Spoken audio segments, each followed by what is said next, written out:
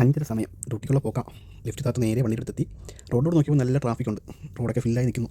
5:30 മണിയായിട്ടുള്ളൂ. അപ്പോൾ വണ്ടിയുടെ അടുത്തോട്ട് പോയിട്ട് വണ്ടിയിൽ വെള്ളമൊക്കെ ചെക്ക് ചെയ്തു. എന്നിട്ട് നോക്കിയപ്പോഴാണ് കടയിൽ നല്ല നെയ്യപ്പം, ചൂട് നെയ്യപ്പം. ഒരു നെയ്യപ്പം മേടിച്ചു.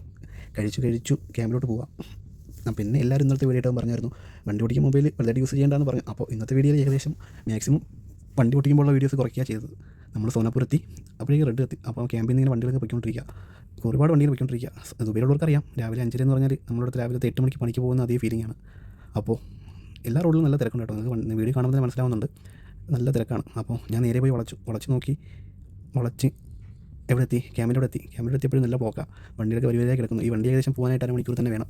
മെയിൻ റോഡിൽ ഇറങ്ങാൻ വേണ്ടി അരമണിക്കൂർ തന്നെ വേണം. നേരെ നമ്മൾ ക്യാമ്പിലെത്തിയപ്പോഴാണ് സരോജ് ഭായി പറഞ്ഞത് ഒരുപാട് സാധനമുണ്ട്, നമുക്ക് ലോഡിങ് ചെയ്യാൻ ഒരുപാട് സാധനം ഉണ്ടെന്ന് പറഞ്ഞു. അപ്പോൾ നമ്മൾ വണ്ടി നേരെ എടുത്ത് വളച്ചിട്ട് നോക്കിയപ്പോൾ സാധനങ്ങൾ ഇങ്ങനെ എടുത്തു വണ്ടിയിലോട്ട് ലോഡ് ചെയ്യുന്നതേ ഉള്ളൂ. അപ്പോൾ തന്നെ അതൊരു ചായ മേടിച്ചു, നേരെ ഫ്രണ്ട് സീറ്റ് പിടിച്ചു. അപ്പോൾ അത് നോക്കുക. വീണ്ടും വീഡിയോ എടുത്ത് ഇന്നത്തെ വീഡിയോ തന്നെ ഒരുപാട് പറഞ്ഞിട്ടുണ്ട്. അങ്ങനെ വീഡിയോ ഒരുപാട് മിസ്സായി, ഒരുപാട് എടുക്കാൻ ടൈം കിട്ടിയില്ല. അങ്ങനെ നമ്മളിപ്പോൾ എയർപോർട്ടിലോട് എത്തി. എയർപോർട്ടിൽ നല്ല തിരക്കാണ്. അപ്പോൾ ഇങ്ങനെ നോക്കിക്കൊണ്ടിരുന്നപ്പോൾ തന്നെ 1-2 ഫ്ലൈറ്റ് നമ്മളിങ്ങനെ എമിറേറ്റ്സിൻ്റെ ഒരുപാട് ഫ്ലൈറ്റ് പോകുന്നുണ്ട്. പിന്നെ 1-ാം നമ്പർ ഫ്ലൈറ്റ് പോയി. പിന്നെ കുറച്ചുകൂടെ കഴിഞ്ഞപ്പോൾ 2 അങ്ങനെ നമ്മൾ ഈ നിൽക്കുന്ന ഗ്യാപ്പിൽ തന്നെ 3-4 ഫ്ലൈറ്റ് പോയി. എല്ലാ ഫ്ലൈറ്റിൻ്റെ വീഡിയോ ലാൻഡ് ചെയ്യുന്ന വീഡിയോ എടുക്കാൻ പറ്റിയെങ്കിലും 1-2 ഞാൻ എടുത്തു. 3-ാമത്തെ ഫ്ലൈറ്റാണ് പോകുന്നത്. പിന്നെ ബാക്കിയുള്ളത് കിട്ടിയില്ല. നമ്മളടുത്ത് നാദൽ ഷിപ്പിലുള്ളത് മാളിൻ്റെ വർക്കുണ്ട്, അവിടെയാണ് അനന്തൂനാക്കാനുള്ളത്. നേരെ നമ്മൾ അവിടെ അനന്തൂർ കൊണ്ടാക്കി. അനന്തൂർ ഓറിൽ നിന്ന് ഇറങ്ങി. അപ്പോഴാണ് പദംബായി നമ്മുടെ ഫ്രണ്ട് സീറ്റ് കയറി പിടിച്ചു. അങ്ങനെ പദംബായി നമ്മളിങ്ങനെ അടുത്ത സൈറ്റ് ഇന്റർനാഷണൽ സിറ്റിയിലാണ് നമ്മുടെ സൈറ്റ്.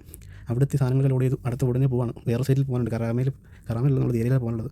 അവിടെ പോയി നമ്മൾ ക്യാമ്പിലെത്തി. ക്യാമ്പിൽ സാധനം എടുത്തു. വണ്ടി ഫില്ലായി. ഇതാണ് നമ്മുടെ സൈറ്റ് കേട്ടോ. ദേരയുടെ സൈറ്റാണത്.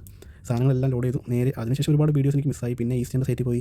അവിടെ നിന്ന് നമ്മൾ നേരെ ദുബൈ മാളിൻ്റെ അടുത്തെത്തി. നേരെ ഓഫീസിൻ്റെയൊക്കെ വർക്ക് കഴിഞ്ഞു. അത് കഴിഞ്ഞ് 1-2 വീഡിയോസൊക്കെ 1-2 പോയതാണ്. അതിന് വീഡിയോ എടുക്കാൻ ടൈം കിട്ടില്ല, റണ്ണിങ് ആയതുകൊണ്ട്. ഇത് കാണുന്ന നമ്മൾ ഗ്ലോബൽ വില്ലേജാണ്. 3 മണിയായി. നമ്മൾ നേരെ അൽക്കൂസിലോട്ട് പോകാം.